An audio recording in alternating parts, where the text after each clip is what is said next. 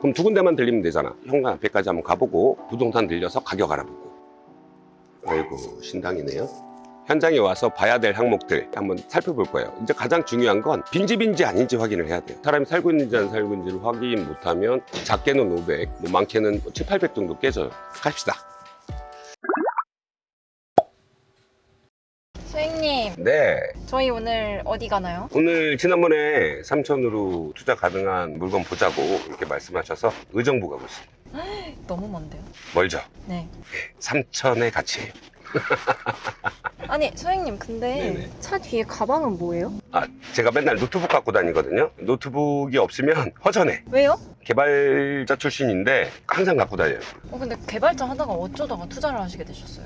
사업을 했다가 이게 그런 거 있잖아요. 회사 다닐 때는 뭐 내가 되게 잘나 보여. 그래서 회사에 돈 벌어주고 그 돈을 내가 나가서도 잘 벌 수 있을 것처럼 착각하거든. 근데 나와서 한번 차려보니까 많은 것들을 신경 써야 되더라고. 그래서 기업하고 10년이 안 돼서 박살났죠. 그래서 한 6개월, 1년 정도 쉬었거든요. 쉬었다고 말하지만 방바닥 긁고 있었어요. 그것도 어머니 집에 얹혀 살면서. 그러다가 어쩌다가 경매라는 책을 접하게 됐고 이거 한번 해보자. 처음에는 되게 가벼운 마음이었는데 1년 좀 못 되는 기간 동안에는 실적 없이 계속 돌아만 다녔던 것 같아. 근데 그 정도가 쌓이니까 그 다음부터 한 건, 두 건 낙찰이 되더라고요. 낙찰되고 팔고 이러면서 이제 자산이 쌓이다 보니까 이게 너무 부가가치가 높은 거야. 들이는 시간은 작은데 수익은 커. 그러니까 그때 당시에 이 경매를 하기 위해서 개발일로 알바를 뛰었거든요. 일주일에 2번씩 출근하면서. 그때는 그게 컸어, 돈 버는 게. 근데 경매가 훨씬 더 몇 배 더 벌기 시작하니까 출근하는 시간이 아깝더라고. 언제부터 그렇게 벌기 시작하셨어요? 한 3년, 4년 차부터 갑자기 막 잘 팔리기도 하고 잘 낙찰되기도 하고. 그 처음 시작할 때는 그럼 얼마로 시작하신 거예요? 3천만 원밖에 없어. 그것도 빌려서. 3천만 원이면 저랑 지금 똑같네요? 그렇죠. 금액은 똑같아. 근데 네. 이게 3천만 원으로 아파트 살 수 있다는 게 저는 사실 잘 안 믿기거든요, 아직도. 그건 10년 전이니까 가능했던 거 아니에요? 10년 전이니까 좀 덜 힘들었죠. 그 물가는 계속 상승하고 돈의 가치는 떨어지고 그 돈으로 살 수 있는 용품에 대한 종류도 떨어지거든. 예를 들어 여기서 말하면 부동산이겠죠. 부동산 가치가 그때는 30평짜리가 3억 정도 북부에서. 근데 지금 그게 10억에 육박하잖아. 그러니까 3배 정도가 뛰어버렸는데 3천의 가치가 3분의 1로 쫄아든 거지. 그렇다고 해서 뭐 투자 못하는 건 아니에요. 다만 저처럼 수도권 지역에서 좀 가까운 지역에서 할 수 있었던 게 지금은 좀 멀리 가야 된다는 거. 그러면 사실상 저는 지금 1,000만 원 갖고 있는 거랑 다를 바가 없는 거네요. 15년 전에 1,000만 원 갖고 있는 거랑 별 다를 바가 없죠. 그때 1,000만 원으로 뭐 할 수 있었어요? 모아야죠, 더. 그때도 아마 1,000만 원 갖고 좀 멀리 갔었으면 할 수 있었을 거야. 근데 그때는 내가 초보여서 못 느꼈지. 아니 근데 저도 그렇거든요. 저 사실 회사도 지금 강남이잖아요. 네네. 서울 살고 싶은데 수도권 아파트 말고 서울 빌라 보면 안 돼요? 서울 빌라도 3천으로는 좀 힘든 면이 있고요. 입지에 대한 가격이 책정돼 있기 때문에 빌라를 투자하지 말라는 게 아니라 빌라 가치를 판단하는 게 좀 쉽지가 않거든. 아니 근데 경매는 입지 안 본다면서요? 빌라는 입지 봐야 돼. 왜냐면 아파트는 입지가 같은 물건들이 많이 나와서 경쟁을 하잖아요. 근데 빌라는 바로 옆에 있는 건물도 입지가 다르다고 봐. 왜요? 빌라는 대용량 데이터가 없잖아요. 사고 판 거, 그리고 물건이 많이 나와서 비교하는 거 이런 게 없기 때문에 사는 사람들이 되게 많이 헷갈려. 그럼 가치를 판단하려면 얘가 어디 있고 어떤 거랑 비교해야 되고 이 비교 종류를 많이 늘려야 되거든. 그리고 봐야 되는 항목들도 많아요. 초보자가 접근하기에는 진입장벽이 좀 높은 편이지. 물론 그 진입장벽만 넘어가면 빌라처럼 또 쉬운 게 없기도 해요. 가격의 등락이 아파트처럼 심하진 않거든. 그만큼 내가 실수를 하더라도 손해볼 확률이 적다는 얘기고, 반대로 수익을 보더라도 아파트처럼 막 2억 3억 이렇게 수익을 볼 수 있는 구조는 안 나온다는 얘기예요. 장기간으로 갖고 있지 않는 이상. 덜 위험하고 덜 버는 거네요? 그렇죠. 아파트 같은 경우에는 오르면 많이 오르고 떨어지면 많이 떨어지잖아요. 근데 빌라를 원하는 사람보다 아파트 원하는 사람들이 많으니까, 그리고 거래가 많고 그 거래가 데이터화 돼 있으니까 초보자가 접근하기엔 딱 좋긴 하죠. 근데 수도권도 사실 엄청 넓잖아요. 경기도만 해도. 네네. 저는 사실 수도권으로 간다 하면 그래도 출퇴근할 것도 생각하고 이러면 분당 살고 싶거든요. 아, 3천으로? 분당 안 돼요? 오늘은 왜 하필 의정부예요? 의정부에 뭔가 꿀단지가 있나요? 아니에요, 없어요. 전 지금 뭘 봤냐면 3천으로 투자할 수 있는 물건을 본 거야. 그리고 우리는 파는 기간을 6개월로 잡잖아요. 어떤 호재가 있어도 6개월 안에 터지진 않아. 네. 여기도 다 사람 사는 데거든. 그럼 그 사람들도 그 집에 대한 가치를 지불하고 살 거 아니에요? 우리는 향후 6개월 안에 이 집에 대한 지불을 할 사람이 얼마를 지불할까? 요거를 오늘 본 거예요. 그리고 분당으로 들어갈 수 있어요. 잠깐 시간을 두자고요. 지금 당장은 못 들어가지만. 얼마나 걸려요? 분당 가려면? 분당에 13평짜리 들어갈 건가요?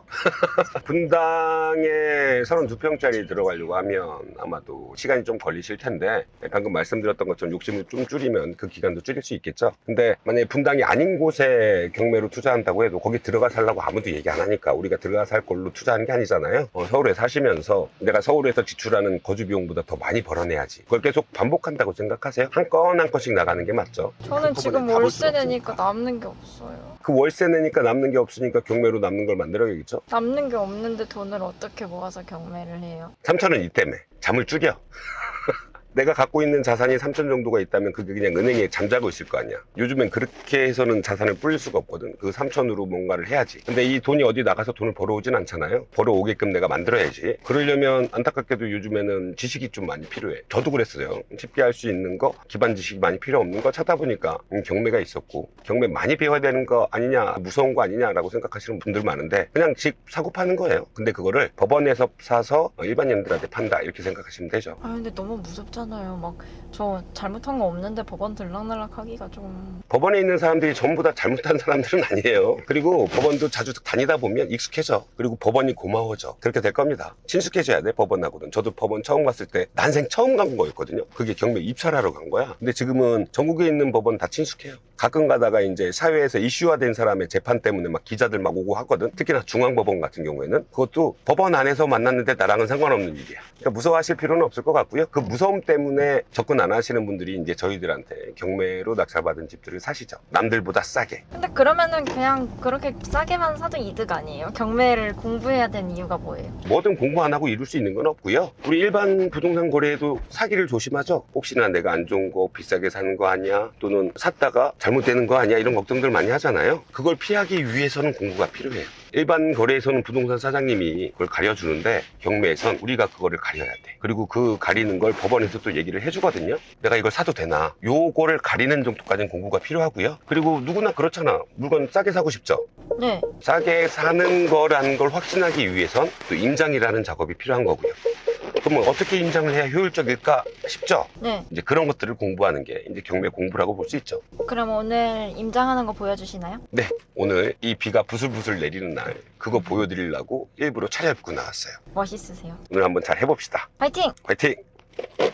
아니 소행님 근데 보통 저희가 부동산 가서 집 산다 그러면 막 내부도 볼 수 있고 하잖아요. 근데 경매는 그럴 수 없잖아요. 경매가 그럴 수 없기 때문에 이제 싸게 살 수 있는 거죠. 그러면 임장 가서 도대체 뭘 봐야 돼요? 다른 집을 보고 유추를 해야 돼. 가장 간단한 방법은 수리도 안 돼 있고 이것도 안 돼 있고 안 좋은 상태일 거야 라고 예상하는 거예요. 왜요? 그렇게 예상해야 비싼 가격에 입찰을 안 하거든. 올 수리돼 있을 거다라고 예상했는데 수리 안 돼 있으면 그게 이제 마이너스거든요. 그러니까 그냥 기본이다, 수리도 안 돼 있다 라고 생각하고 입찰가를 뽑아서 입찰을 하는 방법으로 진행을 하셔야 됩니다. 아예 최악을 생각하고 가는 거네요? 맞아요. 그게 이제 보수적인 투자죠. 뭐 샤시가 돼 있다라고 해서 올수리가 돼 있다라고 생각하지 않는 게 가장 중요해요. 무슨 차이예요? 예를 들어 올수리가 돼 있으면 좀 비싸거든. 근데 수리가 안 돼 있으면 싸니까. 그러면 샤시만 돼 있고 나머지 수리가 안 돼 있는데도 불구하고 올수리가 돼 있다라고 해서 그 가격에 낙찰받으면 그만큼 손해를 보죠. 그래서 오늘 현장에 와서 봐야 될 항목들, 집 보는 걸 제외하고 나머지 뭘 봐야 되는지 한번 살펴볼 거예요. 이제 가장 중요한 건 빈집인지 아닌지 확인을 해야 돼요. 빈집이 아닐 가능성이 높죠. 이 물건 같은 경우에는 소유자가 살고 있는 물건이거든요. 임차인이 아니라. 근데 채무자 같은 경우에는 채권자가 자꾸 쫓아다니니까 가끔 집 버리고 도망가는 사람들이 있어요. 그냥 야반도주 한다고 하지. 그랬을 경우엔 낙찰 받고 나서도 돈이 많이 들어요. 강제집행이라는 걸 실행해야 되거든. 그래서 사람이 살고 있는지 안 살고 있는지를 확인해야 됩니다. 그걸 어떻게 확인해요? 갑시다. 비가 부슬부슬 내려요. 예전엔 수중 임장도 많이 했었는데 요즘엔 돈을 좀 벌어서 게을러졌어. 일단 저 같은 경우에 임장할 때 임장 한 번 하면 여러 개를 하기 때문에 다 사진으로 남겨요. 해당하는 동 호수 찍고요. 주변 자료 같은 건 다 찍어요. 여기 인테리어 전화번호 있는데 몇 층까지 있는지를 확인하기 위해서 또 찍고, 여기 있는 광고지가 있다면 집과 관련된 광고지는 다 사진 찍어요. 왜요? 인테리어가 필요할 때 전화해서 견적 뽑을 수 있으니까. 그리고 관리실 전화번호 찍고요. 해당 동호수로 갑니다. 자, 여기네요.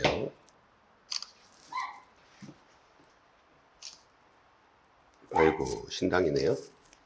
신당이요? 예. CCTV 있네요. 사람 살고 있는 것 같아요. 개소리 들리죠? 근데 이렇게 사진 찍다가 안에 있는 사람이 나와가지고 뭐 하시는 거예요? 그럴 때 있었어요. 그래서 상담해줘요. 무슨 상담이요?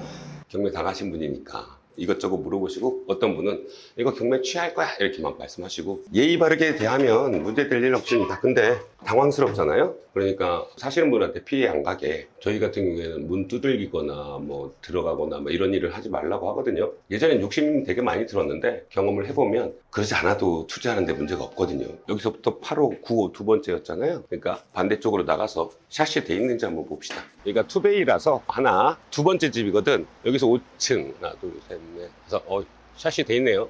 그게 보여요? 1층, 2층, 3층, 4층, 5층 아래 거랑 다르잖아요. 우편물이 있는지 한번 확인을 해봐야 되는데, 자, 정리해봅시다. 여기서 지금 봤더니 우편함에 우편물이 쌓여있질 않고 개가 짖고 계량기도 돌아가고 있고 도시가스도 지금 사용하고 있거든요. 그렇다는 얘기는 사람이 살고 있다는 얘기예요. 사람이 살고 있으면 낙찰받은 다음에 협상을 통해서 내보내면 되거든요. 근데 안 살고 있을 때 이제 법적 조치를 취해야 되니까, 협상할 사람이 없으니까 무슨 법적 조치요? 강제집행이라는 법적 조치를 취해야 되거든요. 내 소유라고 마음대로 들어갈 수는 없잖아요. 강제 집행은 사람이 있는데 안 나가서 하는 거 아니에요? 안타깝게도 빈집일 경우가 더 많은 케이스로 강제 집행을 할 가능성이 높아요. 왜요? 협상을 통해서 내보내야 되는데 협상을 할 사람이 없잖아. 이걸 뭐라고 얘기하냐면 점유하고 있는 권리를 인도받는다고 하는데 우리한테 점유권을 줄 사람이 없잖아. 그래서 법원에서 받아야 되거든요. 근데 그렇게 하는데 이제 돈이 들어가고 시간이 들어간다라는 얘기예요. 이런 물건들 같은 경우엔 가격은 싼데 평형대가 있어서 비싼 물건이랑 비용이 다르지 않거든요. 법적 비용에 대한 퍼센테이지가 집값에 비해서 굉장히 높은 편이야. 어려워요. 예를 들어 서울에 있는 거 10억짜리 강제 집행을 해도 한 3, 400. 근데 얘 1억짜리잖아. 근데 얘 강제 집행을 해도 3, 400. 근데 차지하는 비율은 1억짜리 3, 400이 훨씬 더 많이 차지하죠. 그래서 가격이 쌀수록 사람이 사는지 안 사는지 반드시 확인하셔야 돼요. 내가 낙찰 받아갖고 왔어. 사람이 있어. 그럼 이 사람이 뭐 이사비 달라, 뭐 한다, 언제 나가겠다 이렇게 협상을 하잖아요. 그럼 협상을 통해서 내보내면 그 부분만 들어가거든, 돈이. 근데 만약에 그렇게 협상할 사람이 없어. 근데 내가 마음대로 문 딸 수는 없죠. 그러니까 법원을 통해서 문을 열고 법원을 통해서 인도를 받는 절차를 하는데 금액이 더 많이 들어가거든. 그러니까 가격이 쌀수록 이 부분은 반드시 확인하셔야 돼. 그럼 지금 갔다 온 데는 사람이 살고 있으니까 다행인 거네요? 지금 여러 가지의 정황을 봤을 때 사람이 살고 있어요. 대부분 사람이 안 살고 있으면 우편하면 우편이 쌓이겠죠. 특히나 경매가 넘어가게 되면 우편하면 우편이 엄청나게 쌓여요. 여러 군데서 오거든 막 우편이. 근데 지금 우편물을 가져가서 없는 걸로 보이고 문 앞까지 갔을 때 봤더니 개가 짖는 소리 들리고 그리고 전기 계량기 돌고 있고 이런 걸 봤더니 사람이 살고 있는 걸로 보이죠. 이렇게 해서 최선을 다해서 사람이 살고 있는지 안 살고 있는지를 확인하는 거예요. 방금 올라갔다 왔을 때 문 앞까지 가서 사진만 장 찍고 다시 바로 내려왔잖아요. 네네. 이게 끝이에요? 네. 현장 임장은 사람이 살고 있는지 안 살고 있는지만 보면 되고 이후에 이 평형대의 다른 집들을 보는 과정들이 필요하죠. 그래서 이 집 구조가 이렇게 생겼고 수리를 했을 경우는 이렇고 수리를 안 했을 경우는 이렇구나. 집 상태를 유추를 해야 돼요. 다른 집은 어떻게 봐요? 다른 집은 부동산 가서 이제 부탁을 하거나 집 산다고 하거나 해서 진행을 하죠. 그래서 진짜로 싼 집이 나오면 사셔도 되고 이제 문제는 그게 싼지 안 싼지 모르니까 문제지. 자, 그럼 부동산을 한번 가볼까요? 저 같은 경우에는 예전엔 집을 진짜 많이 보러 다녔는데 그래서 실제로 싸게 나온 것들은 사기도 했고요. 그래서 임장이라는 게 이게 부동산 사장님 괴롭히는 일 중에 하나죠. 뭐 서로의 이익하에 있는 건데 부동산 사장님 같은 경우에는 집만 보여주고 안 사는 사람들이니까 우리 경매하시는 분들을 싫어해요. 잡상인이다라고 생각을 하시죠. 근데 연을 잘 맺으면 그 사장님들도 도움이 되고 우리도 도움이 되도록 이렇게 진행을 할 수가 있습니다. 아니 소희님 어디 가세요? 아니 이거 3천원으로 하는 거 본 김에 옆에 바로 나와 있길래 하나 더 보려고 그러죠. 여긴 얼마예요? 여긴 지금 최저가가 2억 1,600 정도고 한 2억 5천 5, 600 정도면 팔리지 않을까 예상하고 있습니다. 3,000원은 택도 없겠네요. 왼쪽 거 하시죠. 왼쪽 걸로 돈 벌어서 오른쪽 것도 살래요. 그렇죠. 그렇게 하시는 거예요 원래. 자산을 만들어 나가는 과정이 뭐 누구나 10억부터 시작할 수는 없잖아요. 시드머니를 좀 만드는 작업을 하셔야 되고요. 다만 그 시드머니를 만드는 걸 우리는 노동으로 만들었는데 이제 자본가치로 만드는 걸로 이렇게 진행을 하셔야 될 것 같아요. 여기 옆에 있는 거네요. 여기도 그러면은 문 앞까지 가서 사진만 찍고 오실 거예요? 맞아요. 사람 사는지 안 사는지 복잡할 거 하나도 없습니다. 여기도 사람이 사네요. 우편함만 보고 그걸 알 수가 있어요? 일단 그렇게 유추하는 거죠. 근데 그거 하나로만 판단할 수는 없고 일단 전기는 쓰는지 도시가스는 쓰는지 문 앞에 택배 물건들은 와 있는지 뭐 이 정도 보죠.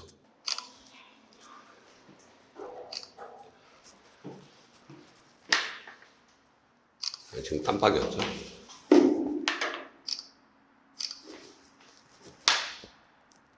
아까 그 창문 밖으로는 못 찍으신 거예요? 이쪽 조망이 얼마큼 나오나. 이쪽으로 이렇게 들어가기 때문에 이 반대편이 베란다일 거잖아요. 그럼 네. 이쪽은 이제 뒷조망이 되죠.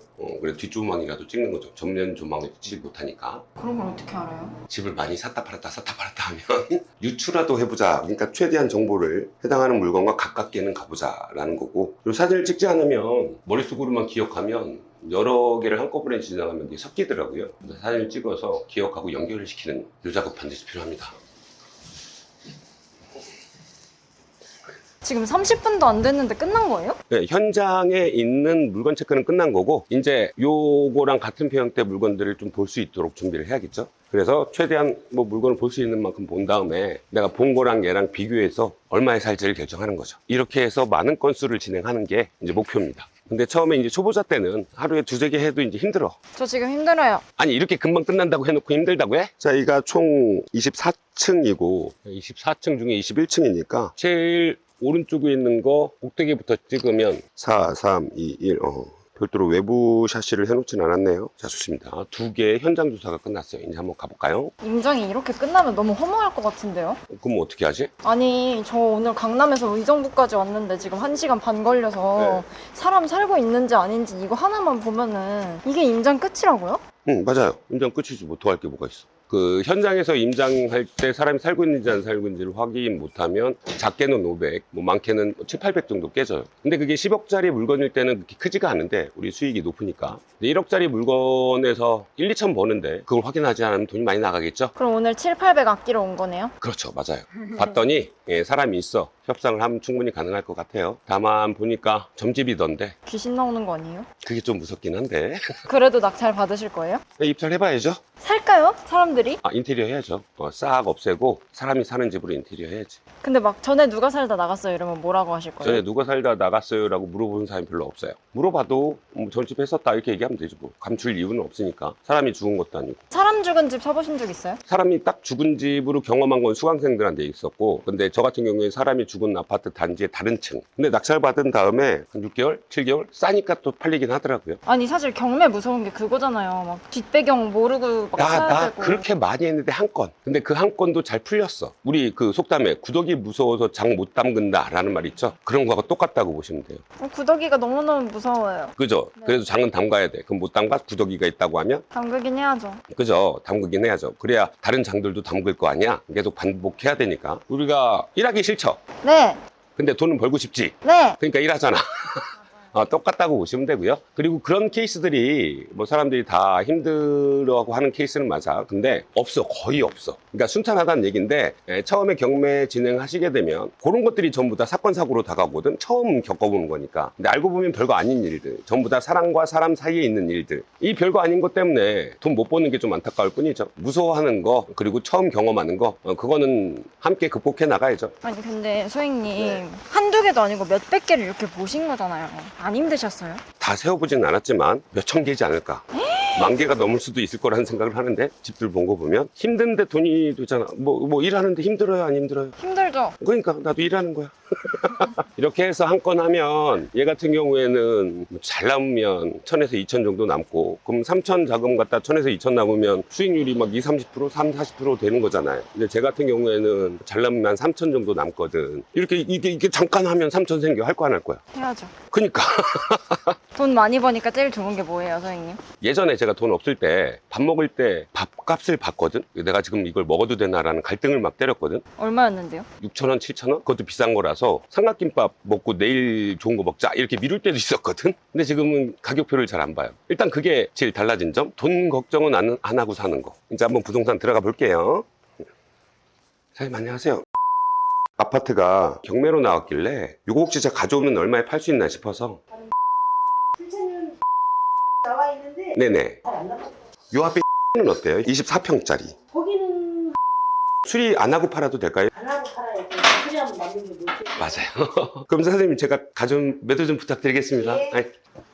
이렇게 가격까지 조사가 끝났습니다. 저는 오늘 여기까지만 하지만 실제 임장하시는 분들은 웬만하면 집을 보는 게 좋겠죠. 어떻게 생겼는지 유추는 할 수 있어야 되니까. 집을 많이 봐놓으면 유추할 수 있는 게 있거든요. 그래서 임장 시간이 점점 짧아져요. 처음에 하시면 이제 하루에 3, 4개 보기도 힘든데 15년 정도 하시면 하루에 20개 정도는 봅니다. 저도 처음에는 한두 개 보고 막 파김치 됐어. 힘들어서. 근데 쌓이다 보니까 어느 정도 가늠되는 게 있어서 그렇게 진행합니다. 오늘 이렇게 임장을 2개나 했잖아요. 네네. 소영님 따라다니니까 되게 쉬워 보이는데 네. 또 막상 혼자 하라 그러면 어려울 것 같고 네. 부동산 혼자 들어가기도 무서울 것 같아요. 일단 동기부여를 하자면 이렇게 한번 왔다 갔다 해서 1, 2천 생긴다 라고 하면 동기부여가 일단 되겠죠. 그러니까 너무 복잡하게 생각할 거 없이 사람이 사는지 안 사는지 보고 가격 알아본다 이렇게 생각하시면 돼요. 그렇게만 생각합시다. 그럼 두 군데만 들리면 되잖아. 현관 앞에까지 한번 가보고 부동산 들려서 가격 알아보고 그리고 웬만하면 같은 평형대 집들 다른 집들 한번 봐보고. 부동산 가서 뭐라고 해야 돼요? 일단 초보자분들께서는 싸게 나온 집 한번 산다고 얘기해야지.